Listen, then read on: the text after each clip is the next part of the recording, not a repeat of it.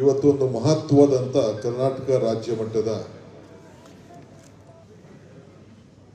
ಕಾಂಗ್ರೆಸ್ ಪಕ್ಷದ ಸಭೆಯನ್ನ ನಡೆಸಿದ್ದೇವೆ. ಮುಖಂಡರ ಸಭೆ. ನಮ್ಮ MLAಗಳು, MLCಗಳು ಮತ್ತು ನಮ್ಮ MPಗಳು ಮತ್ತು ನಮ್ಮ AICC ಸೆಕ್ರೆಟರಿಗಳು ಇಷ್ಟನ್ನು ಆಹ್ವಾನಿಸಿ ಒಂದು ಸಭೆಯನ್ನ ನಡೆಸಿದ್ದೇವೆ. ಈ ಸಭೆಯ ಉದ್ದೇಶ ಮಹಾತ್ಮ ಗಾಂಧೀಜಿ ಗ್ರಾಮೀಣ ಉದ್ಯೋಗ ಖಾತ್ರಿ ಯೋಜನೆ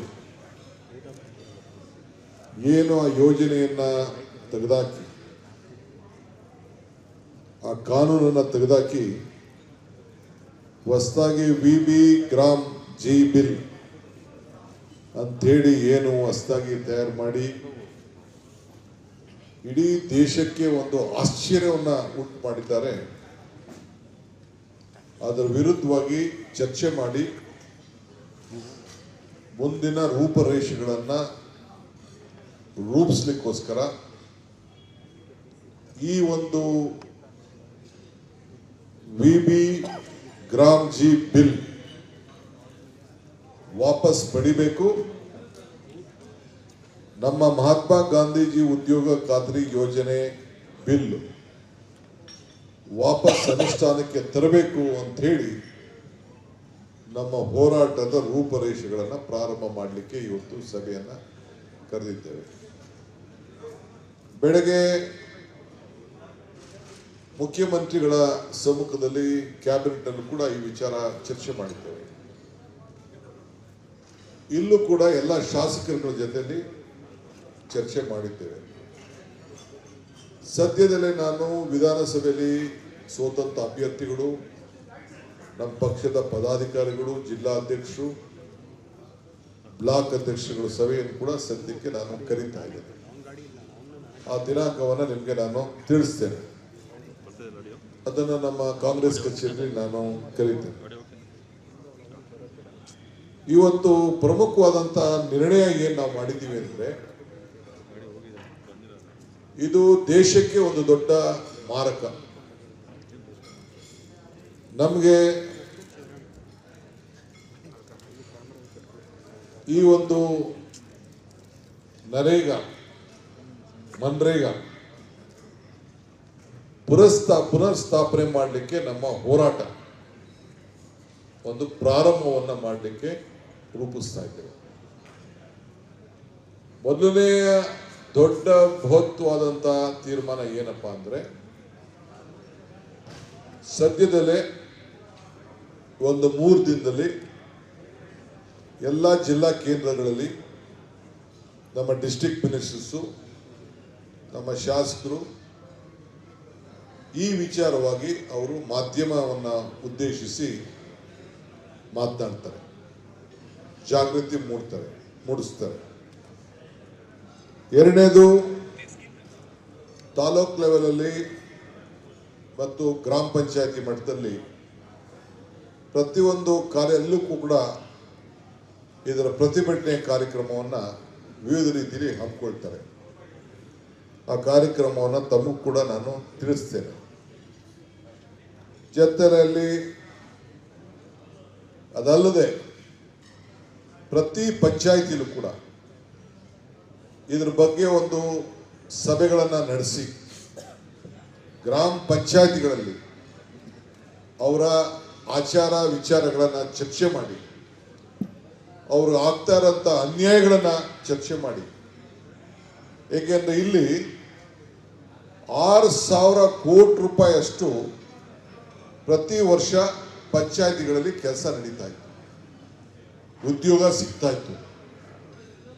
ಗ್ರಾಮೀಣ ಪ್ರದೇಶದ ಜನರ ಆರ್ಥಿಕ ಪರಿಸ್ಥಿತಿ ಏನು, ನಮ್ಮ ಹಕ್ಕಿತ್ತಲ್ಲ, ಅವರ ಹಕ್ಕು, ಉದ್ಯೋಗದ ಹಕ್ಕು, ಆ ಹಕ್ಕನ್ನು ಇವತ್ತು ಅವರು ಕಿತ್ಕೊಂಡಿದ್ದಾರೆ.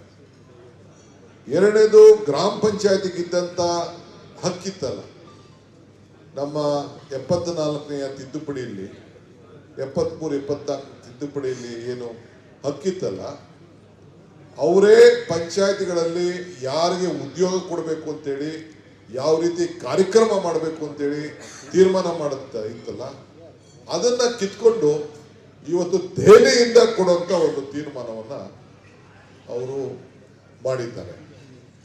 ಅವರೇ ದೆಹಲಿಯಿಂದ ಯಾವ ಪಂಚಾಯತಿಲಿ ಏನ್ ಕಾರ್ಯಕ್ರಮ, ಯಾವ ಊರಲ್ಲಿ ಏನ್ ಕಾರ್ಯಕ್ರಮ ಮಾಡಬೇಕು ಅಂತ ಹೇಳಿದ್ದಾರೆ.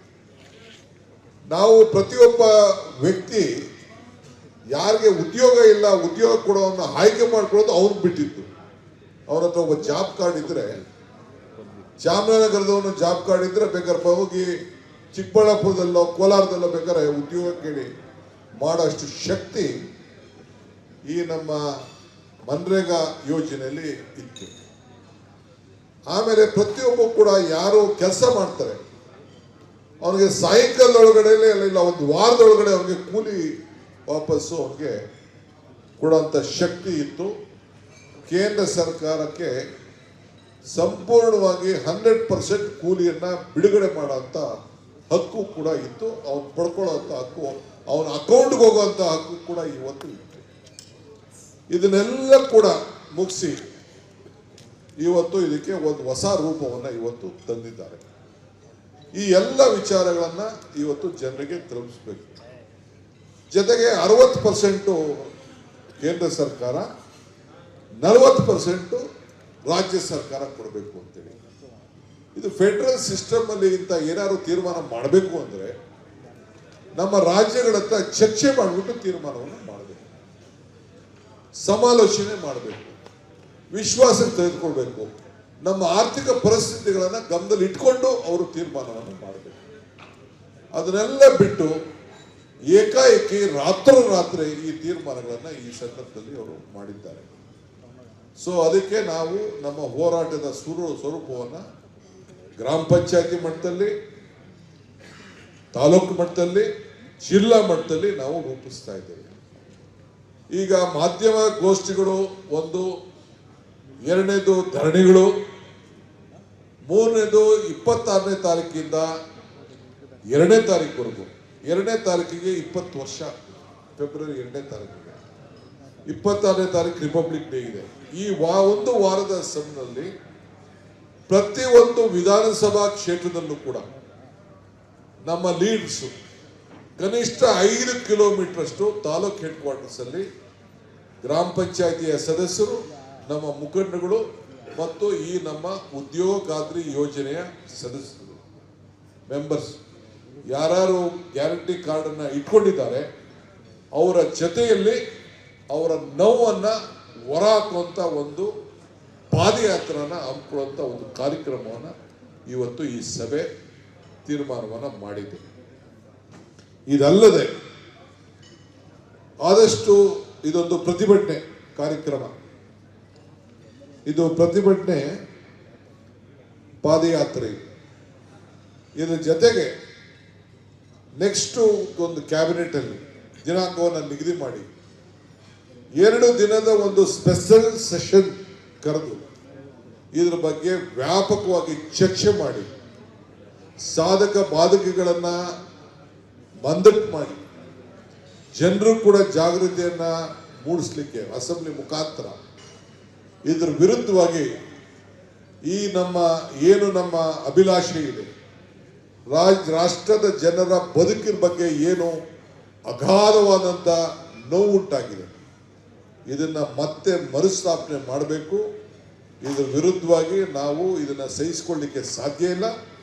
ರಾಜ್ಯಕ್ಕೆ ಅನ್ಯಾಯ ಮಾಡಿದ್ದೀರಿ, ಕೂಲಿ ಕಾರ್ಮಿಕರಿಗೆ ಅನ್ಯಾಯ ಮಾಡಿದ್ದೀರಿ ಅಂತ ಹೇಳಿ ಇದನ್ನ ಮತ್ತೆ ನರೇಗಾನ ಇದನ್ನ ಮಾಡಬೇಕು ಅಂತ ಹೇಳಿ ಇವತ್ತು ನಾವು ಸ್ಪೆಷಲ್ ಅಸೆಂಬ್ಲಿ ಸೆಷನ್ 2 ದಿನಗಳ ಕಾಲ ಕರಿಬೇಕು ಅಂತ ಹೇಳಿ ಅವತ್ತು ನಾವು ಸದ್ಯದಲ್ಲೇ ಕ್ಯಾಬಿನೆಟ್ ರೆಸಲ್ಯೂಷನ್ ಈಗಾಗಲೇ ಪಾಸ್ ಮಾಡಿದ್ದೇವೆ.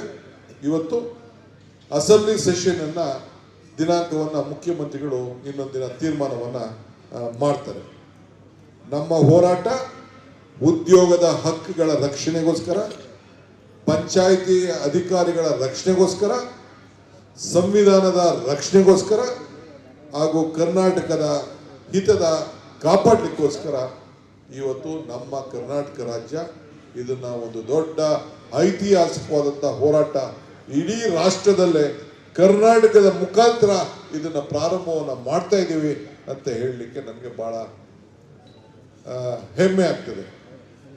ಬಡವರ ಸ್ವಾಭಿಮಾನಕ್ಕೆ ಇವತ್ತು ಏನು ತೊಂದರೆ ಆಗಿದೆ, ಒಂದು ಸ್ಪೆಷಲ್ ಸೆಷನ್, ಒಂದು 5 ರಿಂದ 10 ಕಿಲೋಮೀಟರ್ ಊರಗಲಕ್ಕೂ ತಾಲೂಕು ಹೆಡ್ ಕ್ವಾರ್ಟರ್ಸ್ ಅಲ್ಲಿ ಒಂದು ಪಾದಯಾತ್ರೆ, ಪ್ರತಿ ಪಂಚಾಯಿತಿಯಲ್ಲೂ ಒಂದು ಕಾರ್ಯಕ್ರಮ, ಧರಣಿಗಳು ಮತ್ತು ಮಾಧ್ಯಮ ಗೋಷ್ಠಿಗಳು ಮತ್ತು ಜನರನ್ನ ಜಾಗೃತಿ ಮೂಡಿಸಂತ ಕೆಲಸವನ್ನ ಇವತ್ತು ಕಾಂಗ್ರೆಸ್ ಪಕ್ಷ, ಕರ್ನಾಟಕ ಪ್ರದೇಶ ಕಾಂಗ್ರೆಸ್ ಪಕ್ಷ ಸರ್ಕಾರದ ಜೊತೆಯಲ್ಲಿ, ಸರ್ಕಾರ ಕೂಡ, ಏಕೆಂದರೆ ಸರ್ಕಾರ ಎಲ್ಲ ಜನರನ್ನ ರಕ್ಷಣೆ ಮಾಡಬೇಕಾದ್ದು ಪಕ್ಷದ ಜವಾಬ್ದಾರಿ ಒಂದೇ ಅಲ್ಲ, ಸರ್ಕಾರದ ಜವಾಬ್ದಾರಿ ಆಗಿರೋದ್ರಿಂದ ಈ ಒಂದು ಐತಿಹಾಸಿಕ ತೀರ್ಮಾನವನ್ನ ನಾವು ತೆಗೆದುಕೊಂಡಿದ್ದೇವೆ.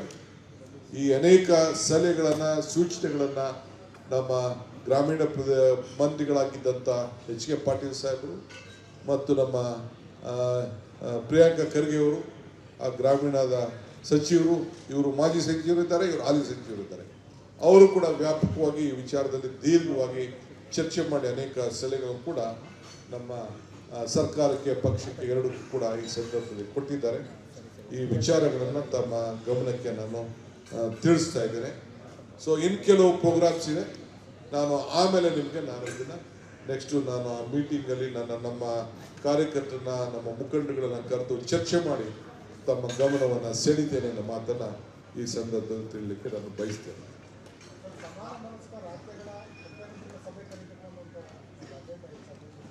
ಈಗ ಸದ್ಯಕ್ಕೆ ಇಷ್ಟು ಮಾತ್ರ ತಿಳಿಸ್ತಾ ಇದ್ದೀನಿ ನಿಮಗೆ. ಅದೆಲ್ಲ ನಾವು ವ್ಯಾಪಕವಾಗಿ ಬೇರೆ ಪಕ್ಷದಲ್ಲಿ ಚರ್ಚೆ ಮಾಡಬೇಕು, ಹೈಕಮಾಂಡ್ ಚರ್ಚೆ ಮಾಡಬೇಕು. ಈಗ ಸದ್ಯಕ್ಕೆ ನಾನು ಅದನ್ನು ಪ್ರಸ್ತಾವನೆ ಮಾಡಬಹುದು. ಇದು ಸ್ಟೇಟ್ ಲೆವೆಲ್ ನಾವು ಕರಿತೀವಿ, ರಾಜ್ಯ ಮಟ್ಟಕ್ಕೆ ಸಂಬಂಧಪಟ್ಟಂತಾರೆ ಅನೇಕರು ಇಲ್ಲಿ ಇದ್ದಾರೆ, ಸಂಘಟನೆಗಾರರಿದ್ದಾರೆ, ಸೋಷಿಯಲ್ ಗ್ರೂಪ್ನವರಿದ್ದಾರೆ, ಮಹಿಳಾ ಸಂಘದವರಿದ್ದಾರೆ, ಎಲ್ಲರೂ ಇದ್ದಾರೆ. ಅವ್ರನ್ನೆಲ್ಲ ಕೂಡ ಇಲ್ಲಿ ರಾಜ್ಯ ಮಟ್ಟದಲ್ಲಿ ಕರೆದು ಫಸ್ಟ್ ಚರ್ಚೆ ಮಾಡ್ತೀವಿ, ಅದು ರಾಷ್ಟ್ರ ಮಟ್ಟದಲ್ಲಿ ಆಮೇಲೆ ಮಿಕ್ಕಿ ವಿಚಾರ ಮಾತಾಡ್ತೀವಿ. ಈಗ ನಾನು ಡೇಟ್ ಕೊಟ್ಟಲ್ಲ, ಕ್ಯಾಬಿನೆಟ್ಟು ಇವತ್ತು ರೆಸಲ್ಯೂಷನ್ ಪಾಸ್ ಮಾಡಿದೆ. ನೆಕ್ಸ್ಟ್ ಒಂದು ಡೇಟ್ ಎಮರ್ಜೆನ್ಸಿ ಸೆಷನ್ನ, 2 days ಸೆಷನ್ನ, ಸ್ಪೆಷಲ್ ಸೆಷನ್ ಇದನ್ನು ನಾವು ಮಾಡ್ತಾ ಇದ್ದೇವೆ ಇದ್ರ ಬಗ್ಗೆ. ಸೊ ನಮ್ಮ ಪಾದಯಾತ್ರೆ ಹೆಸರು ಮನ್ರೇಗಾ ಉಳಿಲಿಕ್ಕೆ, ಬಚಾವ್ ಮಾಡಲಿಕ್ಕೆ ಪ್ರತಿಭಟನಾ ಪಾದಯಾತ್ರೆ. ಪ್ರತಿ ತಾಲೂಕ್ ಹೆಡ್ ಕ್ವಾರ್ಟರ್ಸ್ ಅಲ್ಲೂ ಮಿನಿಮಮ್ 5 ಕಿಲೋಮೀಟರ್ ಊರ ಅಗಲ ಎಷ್ಟು ಉದ್ದ ಇರ್ತದೋ ಅಷ್ಟು ಆ ಉದ್ದ ಮಟ್ಟಕ್ಕೆ ಪ್ರಾರಂಭ ಆಗಿದ್ದರಿಂದ ಕೊನೆವರೆಗೂ ಮಾಡಿ ಕೊನೆಗೆ ತಾಲೂಕು ಆಫೀಸ್ಗೆ ಹೋಗಿ ಅವರು ಅರ್ಜಿಯನ್ನ ಕೊಡುವಂತ ಕೆಲಸವನ್ನ ಅವ್ರು ಮಾಡ್ತಾರೆ. ಸೊ ಎಲ್ಲ ಮಂತ್ರಿಗಳು ಹೋಗಿ ಪ್ರೆಸ್ ಕಾನ್ಫರೆನ್ಸ್ ಮಾಡ್ತಾರೆ, ಎಲ್ಲ ಜನಪ್ರತಿನಿಧಿಗಳು ಇದಕ್ಕೆ ಪಾರ್ಟಿಸಿಪೇಟ್ ಮಾಡ್ತಾರೆ. ಮರಿ ಮೂಡಿಸುವಂತ ಕೆಲಸವನ್ನ ನಮ್ಮ ಉದ್ಯೋಗಗೋಸ್ಕರ ದುಡಿತಾ ಇದ್ದಂತ ಜನರ ಪರವಾಗಿ, ಪಂಚಾಯತಿಗಳ ಪರವಾಗಿ ನಿಂತುಕೊಳ್ಳಿಕ್ಕೆ ಈ ತೀರ್ಮಾನ ನಾವು ಮಾಡಿದ್ದೇವೆ. ಎಲ್ಲ ಪಂಚಾಯಿತಿಯ ಸದಸ್ಯರ ಹಕ್ಕನ್ನ ಇವತ್ತು ಕೇಂದ್ರ ಸರ್ಕಾರ ಕಿತ್ಕೊಂಡಿದೆ. ಅದನ್ನ ಮರುಸ್ಥಾಪನೆ ಮಾಡಬೇಕು, ಅವ್ರಿಗೆ ಶಕ್ತಿ ತುಂಬಬೇಕು ಅಂತ ಈ ತೀರ್ಮಾನವನ್ನು ತೆಗೆದುಕೊಂಡಿದೆ.